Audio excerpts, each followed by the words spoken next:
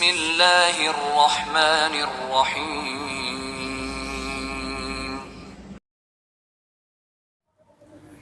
Bismillahirrahmanirrahim. Assalamualaikum warahmatullahi wabarakatuh.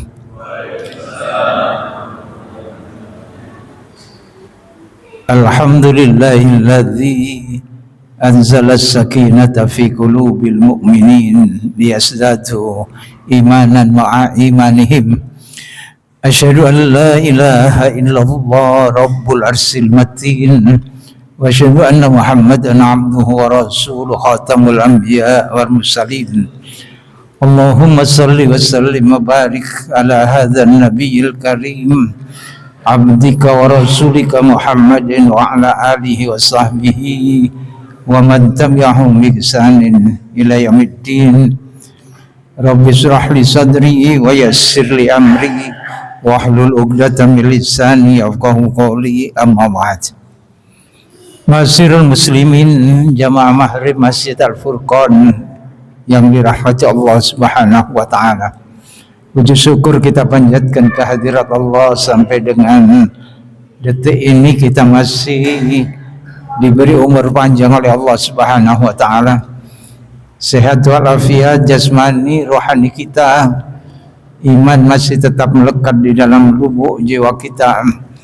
Allah senantiasa membimbing kita dengan hidayah, diberikan taufik, inayah, sehingga kita masih mampu untuk beramal soleh. Mudah-mudahan kita diberikan kekuatan pula oleh Allah untuk mempertahankan kesalehan kita, sehingga dapat mengakhiri hidup ini dalam keadaan yang husnul khatimah. Amin ya rabbal alamin. Salawat serta salam semoga tetap tercurahkan ke haribaan junjungan kita Nabi besar Muhammad sallallahu alaihi wasallam beserta keluarga dan para sahabatnya serta umatnya yang setia melaksanakan ajarannya ila yaumil qiyamah.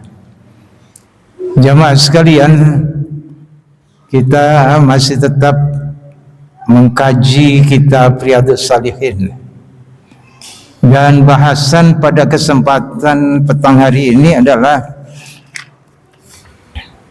bab tentang khauf. Apa Pak khauf? Takut. Tapi biasanya anak uang itu kan duwe wedi. Nah, ini takut merupakan apa ini? Yang khauf itu ada ketakutan di dalam hati. Takut di dalam hati yang berkaitan dengan takut kepada Allah Subhanahu wa taala. Takut apa kepada Allah Subhanahu wa taala? Seperti kalau kita menerjemahkan dengan takwa. Takwa itu ada yang mengartikan juga takut. Takut kepada Allah Subhanahu wa taala. Orang bisa merasa takut kalau dia faham, mengerti tentang Allah dengan benar. Mengerti tentang Allah dengan benar. Ini yang berkaitan dengan akidah kita. Rasa takut itu adalah rasa yang tidak nyaman di dalam hati. Kalau kita lewat di satu tempat yang kemudian yang katanya itu tempat itu angker, itu takut apa enggak Pak? Ada perasaan di dalam hati yang tidak nyaman. Kadang-kadang ono kresek titik sia-sia, itu hati yang berbicara. Takut kepada Allah juga ada di dalam hati itu. Jadi perasa yang tidak nyaman di dalam hati. Banyak ayat yang menunjukkan, memberikan pelajaran, peringatan kepada kita tentang rasa takut ini. Mungkin sama dengan ketika kita membahas tentang bab sabar ya. Bab sabar itu juga cukup panjang bahasanya. Takut itu juga begitu. Ada yang mendampingi itu. Rasa takut itu nanti biasanya di dalam bab-bab yang lain itu dijadikan satu, yaitu antara khauf dan roja ya. Khauf dan roja. Rasa takut dan harap. Kalau hanya takut saja itu bisa membuat orang itu putus asa. Karena hanya takut saja. Tetapi kalau disertai dengan roja, itulah yang ada pengharapan yang membuat seseorang itu tetap berusaha untuk bagaimana perasaan takut itu bisa hilang. Takut akan azab Allah Subhanahu wa taala, misalnya begitu. Tetapi kalau tidak disertai raja, pengharapan dari Allah, maka selamanya kita itu akan takut saja. Takut nanti ada azab Allah Subhanahu wa taala. Tetapi kalau disertai dengan roja, maka dia akan berupaya bagaimana supaya rasa takut itu hilang. Misalnya ada ayat begini di dalam Al-Quran surat Thaha itu. Innahu may ya'ti rabbahu mujriman fa inna lahu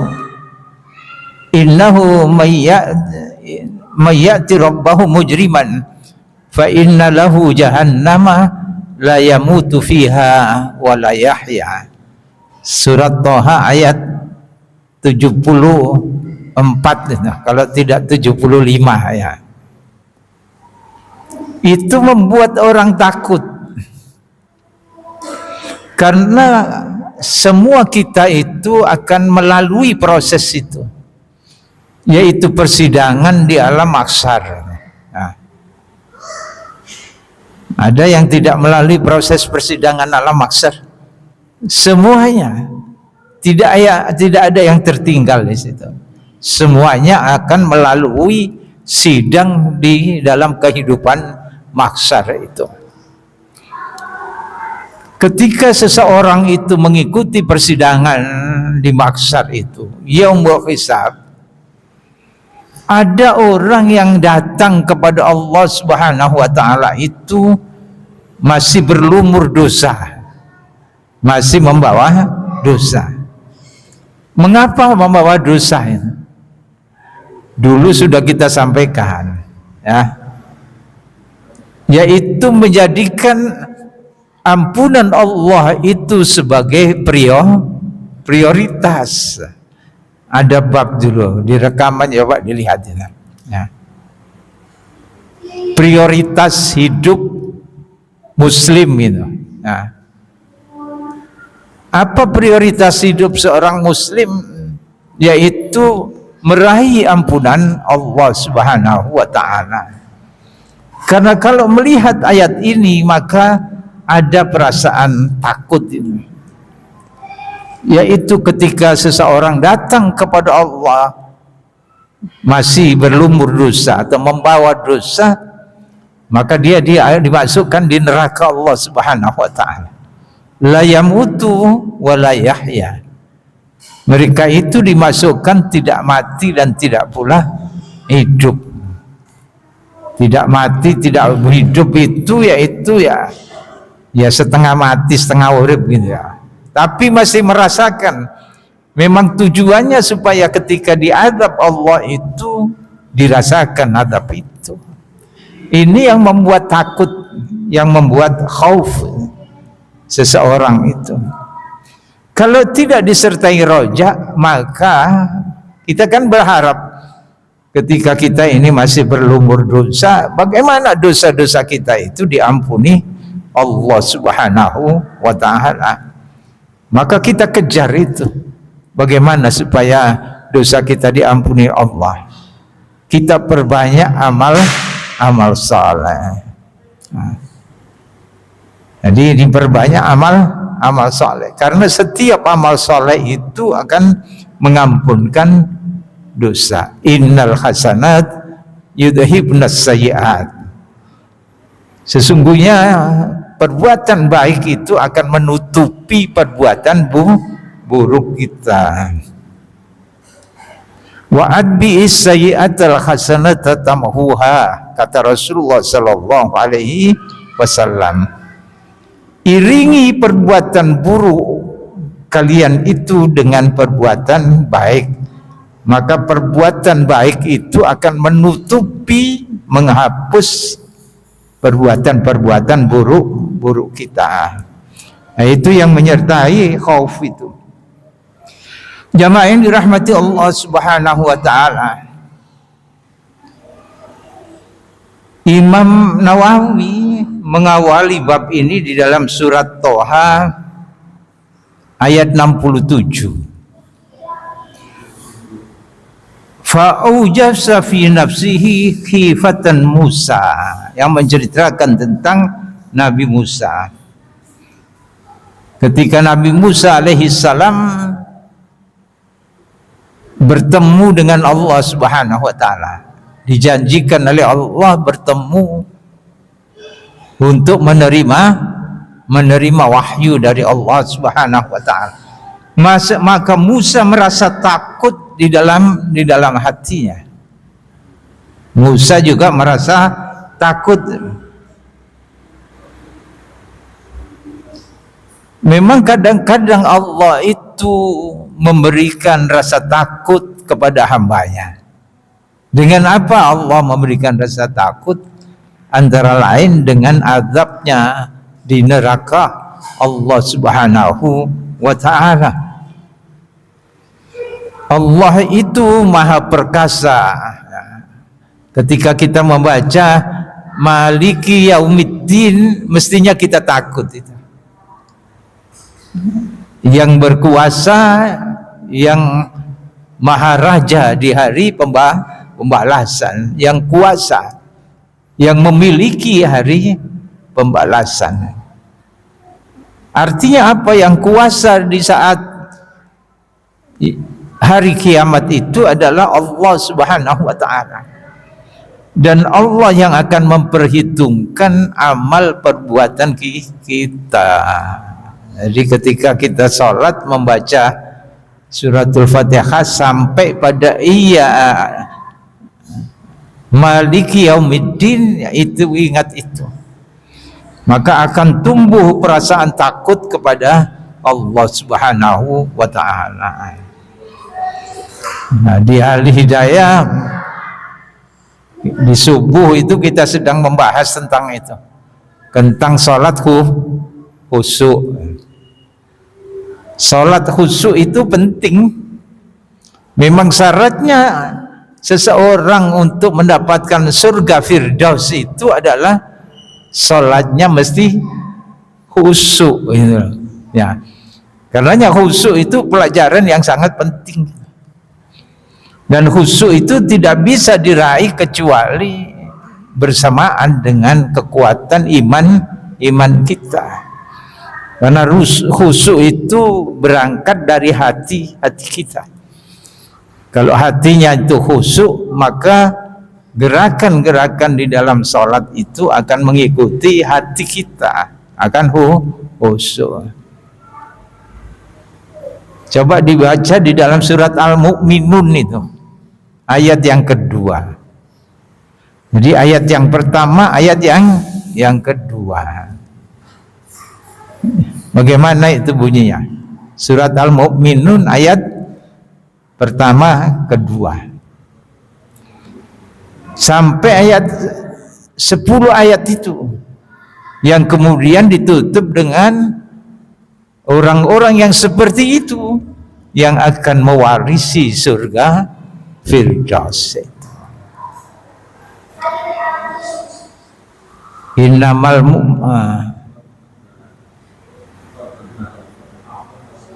coba itu di dalam surat Al-Mu'minun.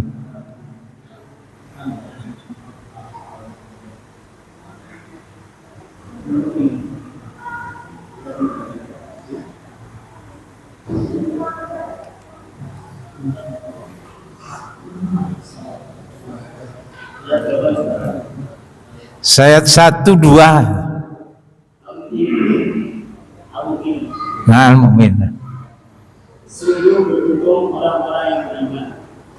Ayatnya dibaca coba. Pada Allah kaum mukminun alladzina hum fi salatihim khashi'un. Nah itu. Beruntung orang-orang beriman. Orang beriman yang seperti apa? Yaitu yang salatnya itu khusyuk. Khusyuk itu antara lain di dalamnya juga ada perasaan takut kepada Allah Subhanahu wa taala. Bagaimana menjadikan salat itu seperti kita berdialog dengan Allah Subhanahu wa taala. Seperti itu. Nah, nanti banyak hal yang bisa mendukung salat kita itu khusyuk. Kita kan mesti introspeksi. Kita ini sudah sholat berapa tahun? Ada yang baru 1 bulan. Ya, kita ini kan sudah lama sholat. Ada yang 30 tahun, ada yang 40 tahun, ada yang 60 tahun kita sholat. 60 tahun kita sholat itu sholatnya ya seperti itu saja itu. Ya. Mestinya kalau kita pelajari tentang sholat, ya semakin lama kita sholat juga semakin baik.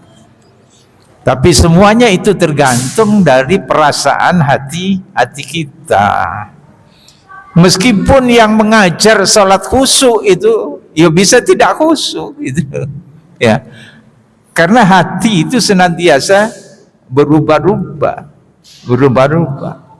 Teori boleh teori, tetapi pelaksanaannya tergantung pada perasaan hatinya. Ketika seseorang itu imannya itu naik gitu, nah itu bisa khusyuk sholatnya. Coba dirasakan. Kalau kita ini sedang banyak taat kepada Allah, maka kita akan khusyuk di dalam sholat. Tetapi ketika turun iman kita, maka hilang kekhusyuan kita. Ini untuk menciptakan rasa takut. Agar kita ini takut, ada rasa takut di dalam diri kita, maka kita mesti mengenal, memahami tentang Allah Subhanahu wa ta'ala. Allah yang maha kuasa itu, Allah yang maha pencipta itu, Allah yang memiliki surga dan neraka, ada adab Allah. Dan kita faham hal-hal yang seperti itu, maka orang-orang soleh itu dikatakan oleh Allah Subhanahu wa ta'ala, wa yukhiruna lil adqani yabquna wa yaziduhum khusyu'a. Nah, ini yang berkait dengan khusyuk. Orang-orang soleh itu, mereka itu ketika disebutkan Allah Subhanahu wa ta'ala, atau ketika membaca ayat-ayat Allah Subhanahu wa ta'ala, mereka tersungkur, menyungkurkan atas muka mereka, bersujud mereka mendengarkan ayat-ayat Allah sambil menangis mereka, dan mereka bertambah khusyuk. Kalau kita tidak memiliki rasa takut akan Allah Subhanahu wa ta'ala, maka kita tidak akan khusyuk. Khusyuk tidak hanya di dalam salat kita, di dalam kehidupan kita sehari-hari mestinya juga khusyuk. Karenanya sahabat Ali bin Abi Thalib radhiyallahu an, karena khusyuk itu tidak diawali dari takbir kita itu ketika salat, ya. Khusyuk itu tidak diawali dari takbir kita, tetapi diawali ketika kita mulai mengambil air wudhu. Karenanya wudhu itu ada di dalam pelajaran wudhu. Selama ini bagaimana sih wudhu kita? Wudu itu mesti sambil kita mengingat Allah Subhanahu wa ta'ala. Karena Rasulullah akan mengatakan setiap tetes air itu, air wudu kita, akan mendatangkan ampunan Allah Subhanahu wa ta'ala. Itulah bedanya air membasuh diri kita, badan kita itu dengan air wudu kita. Jadi ketika kita membasuh wajah kita, tangan kita, kepala kita, kaki kita, kita mesti ingat Allah Subhanahu wa ta'ala. Di dalam hati kita mengatakan, ya Allah, ampuni ya Allah dosa-dosa kami yang ditimbulkan dari mata penglihatan kami, dari lisan kami ini, dari tangan kami, dari kaki ini, yang mengantarkan kami untuk berbuat maksiat kepadamu. Sambil berzikir kepada Allah. Selama ini mungkin kita tidak berzikir ketika wudu ya. Pokoknya secara fikih ya benar bisa itu sah wudunya ya. Membasahi sampai siku, sampai mata kaki gitu ya. Itu yang kita ingat. Tapi esensi yang di dalam wudu itu kita tidak masuk di dalam hati kita. Makanya kita memulai wudu kita itu dengan ingat Allah. Ya. Kita ini berlumur dosa karena air wudu itu menghapuskan dosa kita. Ya, kita sadar itu. Ya Allah, ampuni Allah, hapus dosa-dosa kami melalui mata penglihatan dan lisan kami ini ketika membasuh muka kita, basuh tangan juga gitu. Ya Allah, hapuslah dosa kami yang ditimbulkan dari perbuatan tangan kami. Kaki juga begitu. Ketika kita membasuh kaki kita, ya Allah, ampuni ya Allah dosa-dosa yang ditimbulkan dari kaki ini. Melangkah kemana saja ini kaki. Dari situ bisa mengantarkan salat kita itu langsung khusyuk. Ali bin Abi Thalib radhiyallahu an ketika mengambil air wudu, maka sahabat-sahabat yang lain bertanya, ada perubahan di dalam wajah Ali bin Abi Thalib ketika mengambil air wudu. Ditanya oleh sahabat-sahabat yang lain, wahai Ali, mengapa engkau pucat seperti itu dan kelihatan kau gemetar? Bagaimana tidak? Aku berwudu ini mempersiapkan diri akan bertemu menghadap Zat yang paling mulia. Ada dari situ awal dari kekhusyuan kita. Jadi yang dicontohkan oleh sahabat Rasulullah sallallahu alaihi wasallam. Jadi orang-orang yang imannya benar itu kalau disebut Allah itu tersungkur mereka. Setidaknya hatinya mereka yang ruku', yang sujud kepada Allah dan menambah khusyuk diri mereka. Wa amma man khafa maqama rabbih wa nahan nafsa 'anil hawa fa innal jannata hiyal ma'wa. Bagaimana orang yang khusyuk? Siapa yang takut,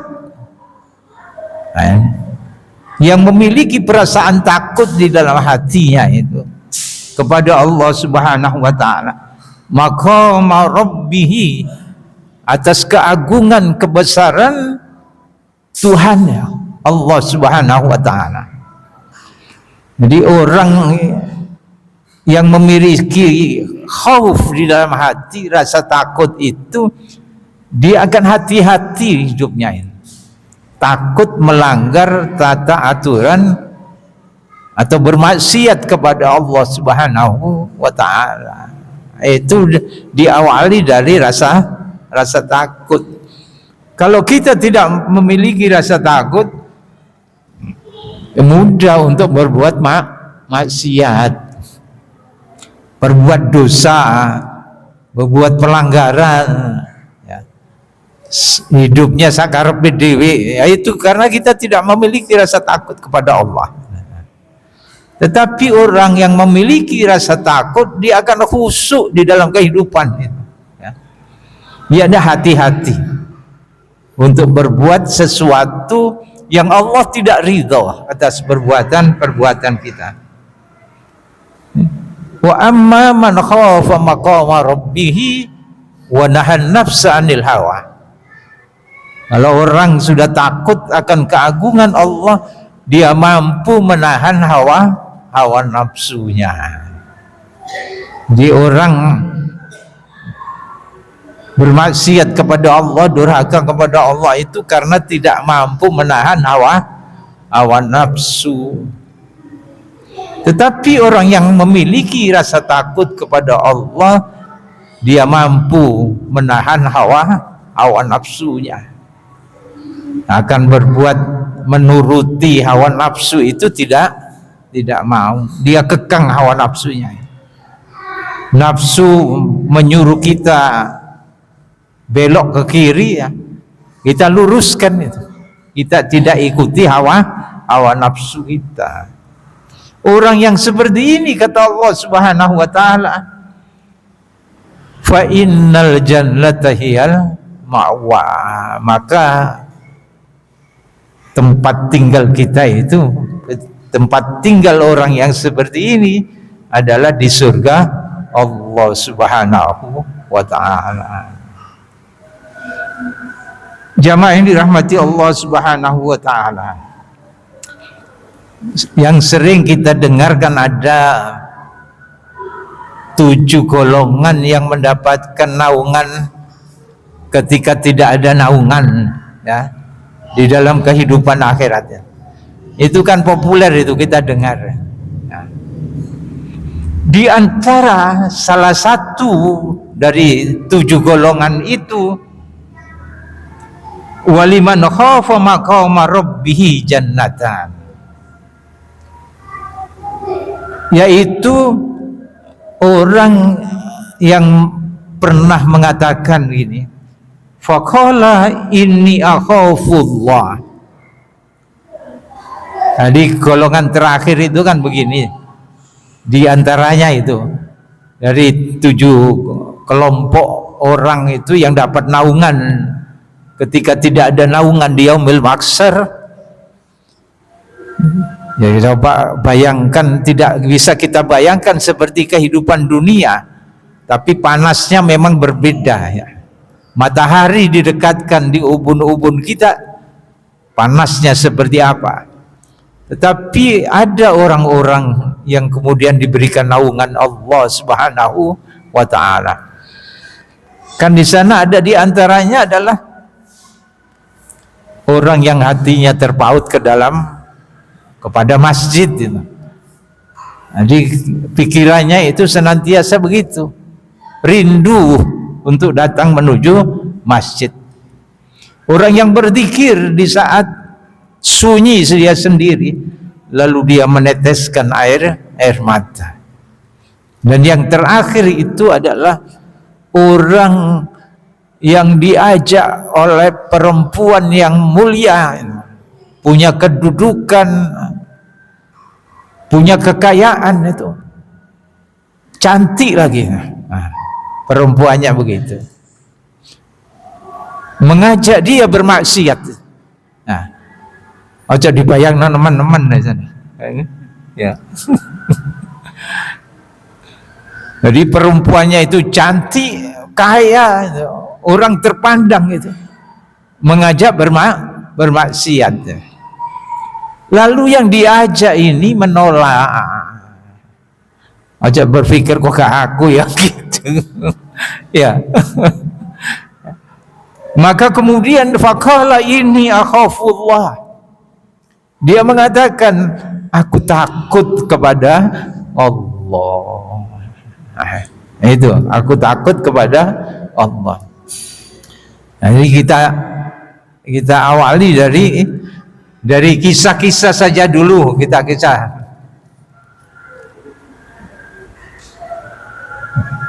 sing seru apa sing gak seru, ya?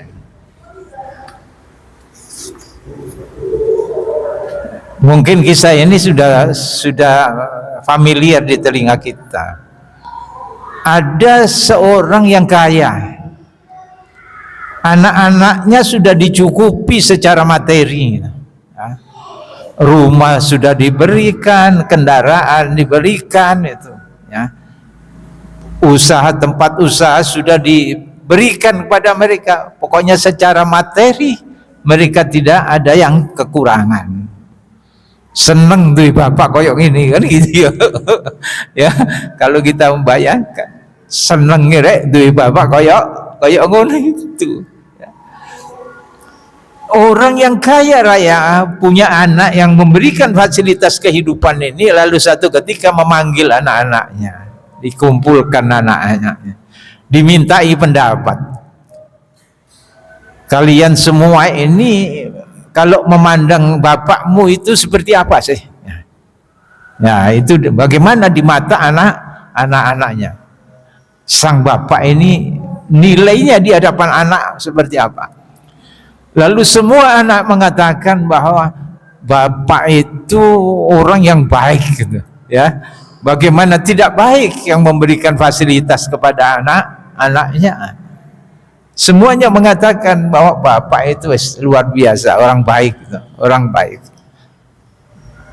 Lalu kata hati ini dilontarkan di hadapan anak-anaknya. Itu kan menurut pandanganmu secara lahiriahnya begitu. Tetapi bapakmu itu tidak pernah berbuat baik. Yang dilakukan adalah maksiat terus. Cuman kamu aja nggak tahu kan gitu ya. Masa anak wong tua terus terang-terangan ngarepi anak, enggak lah. Ya. Hanya kamu saja tidak mengerti. Tapi bapak ini tidak pernah berbuat baik, maksiat terus. Nah. Karena aku ini berlumur dosa, takut kepada Allah.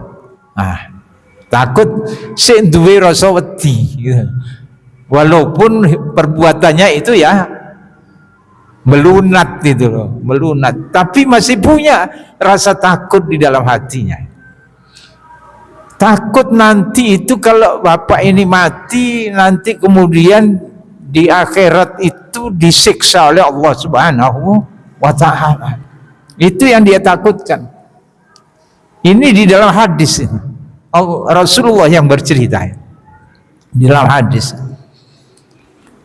Lalu kemudian bapaknya ini mengatakan, supaya saya nanti itu tidak dihisab oleh Allah Subhanahu wa ta'ala, maka nanti kalau bapakmu itu mati, bakar saja, dibakar. Kalau sudah dibakar jadi abu, maka abunya itu ya tebarkan kemana-mana supaya tidak berwujud. Tebarkan kemana-mana, di laut, numpak pesawat ditaburnya kan gitu, di mana-mana, biar ditiup angin kemana saja, biar nanti tidak ketemu malah malaikat, karena dia takut setelah kemudian dia mati, anaknya melaksanakan wasiat dari bapaknya ini. Lalu kemudian benar mati, lalu kemudian dibakar jadi abu, lalu ditebarkan kemana-mana sampai pada kehidupan akhirat. Lalu orang ini, abu yang tadi kan menebar itu dikumpulkan oleh Allah Subhanahu wa ta'ala, wujud kembali dia dan disidang di hadapan Allah Subhanahu wa ta'ala. Mengapa kamu sampai berwasiat kepada anak-anakmu seperti itu, supaya dibakar dan ditebarkan kemana-mana? Kata orang ini mengatakan bahwa, iya wahai Allah, saya ini berlumur dosa, selalu berbuat maksiat, sehingga aku takut akan azab yang engkau timpakan kepada aku.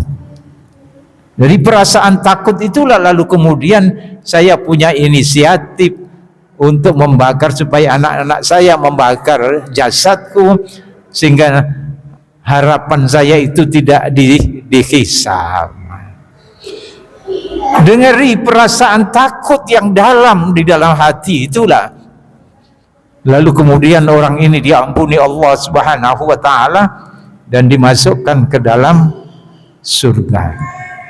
Nah, ini keutamaan dari rasa takut kepada Allah Subhanahu wa taala. Jamaah yang dirahmati Allah Subhanahu wa taala.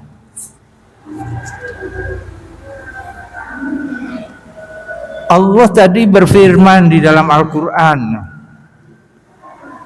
Dikoleki enak Google ayat berapa? Ya surat apa? Cuman bunyinya begini. Waliman khafa maqama rabbih jannatan. Waliman khafa maqama rabbih jannatan. Ketemu iku nang Google. Ya cek rada mikir tok ya, makan berdidik ya mikir. Bagi siapa yang takut, nah, di perasaan takut lagi. Siapa yang takut saat menghadap Allah Subhanahu wa taala, maka baginya ada 2 surga baginya. Nah, itu adalah pahala dari orang-orang yang memiliki rasa takut di dalam hatinya terhadap Allah Subhanahu wa taala. Surat apa? Ar-Rahman. Ini populer ayat itu ya, setiap sore yang kita kedengar itu di masjid-masjid itu. Waliman khafa maqama rabbih jannatan. Lalu di situ ada fabi ayyi alai rabbikum tukadziban. Ini adalah rasa takut, harus ada itu perasaan takut. Jamaah yang dirahmati Allah Subhanahu wa taala. Jadi hadisnya itu dari Abu Sa'id Al-Khudri radhiyallahu an. Ada kisah lagi. Ini juga tidak perlu mendalam-mendalam. Nututin daya. Seorang pemuda yang gemar itu mencari ilmu, gemar belajar. Dia ditempatkan oleh orang tuanya di satu rumah yang tidak besar, rumah itu kecil sendiri di pinggiran kota yang sepi. Dia tekun belajar di situ sendiri. Satu malam di saat hujan itu turun, ya, di gelap gulita malam, lalu kemudian tiba-tiba ada seorang perempuan cantik. Aku gak cantik gak diceritakno gitu ya. Ada perempuan cantik yang ingin berteduh di rumah itu. Orang ini kalau dibiarkan pulang sendiri di kegelapan malam juga bahaya. Maka terpaksa dipersilakan berteduh di rumah itu. Rumahnya kecil sempit. Bagaimana ini? Maka terpaksa itu. Ya kalau di kita ini kan masih izin RT bareng gitu ya. Lalu kemudian bagaimana ini rumahnya sempit, sementara ada perempuan di situ cuman berdua di dalam rumah itu. Lalu sang pemuda itu membuat penghalang, tabir gitu ya.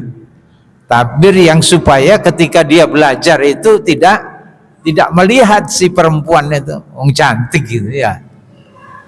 Bisa pikiran di saat dia belajar itu tekun masih tetap belajar di malam itu. Setan juga membisikkan, mubadir kan gitu, mubadir ya, adem-adem bisa itu. Perempuannya juga cantik. Setannya pasti membisikkan begitu, mubadir nek kon jarno ae gitu. Untuk mengusir godaan setan yang seperti itu, apa yang dilakukan oleh seorang pemuda ini? Ini mungkin kawan sing ngono Pak ya.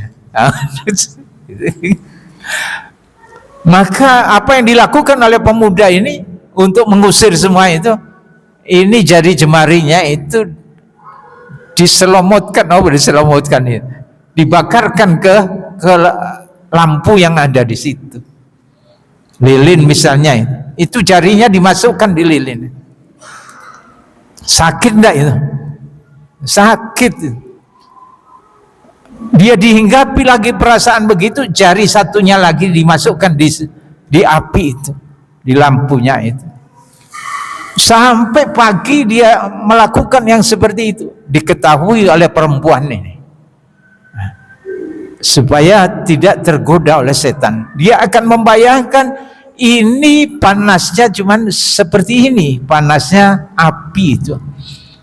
Bagaimana dengan panasnya neraka Allah Subhanahu wa taala? Di situ yang dibayangkan. Dia memiliki perasaan takut sampai pagi, lalu kemudian dia bermain itu.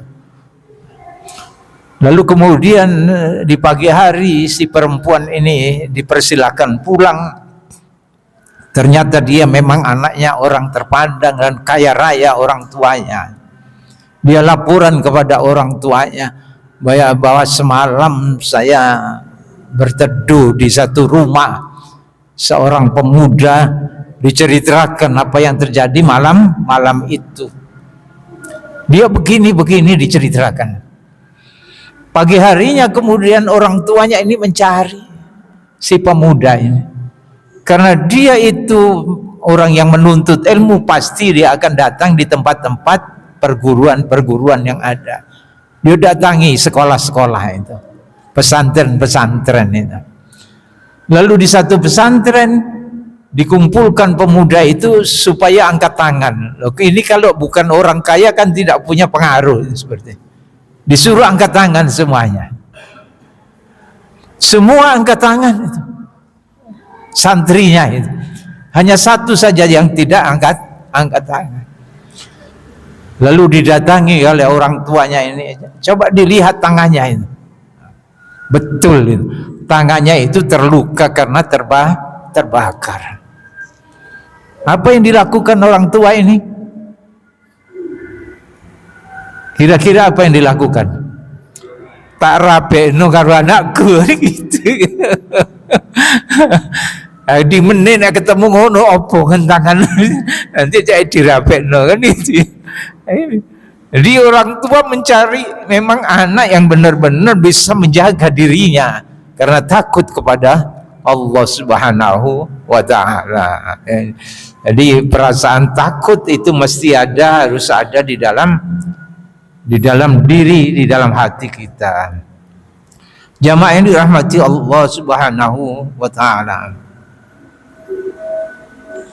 Seperti yang kisah yang populer itu ya.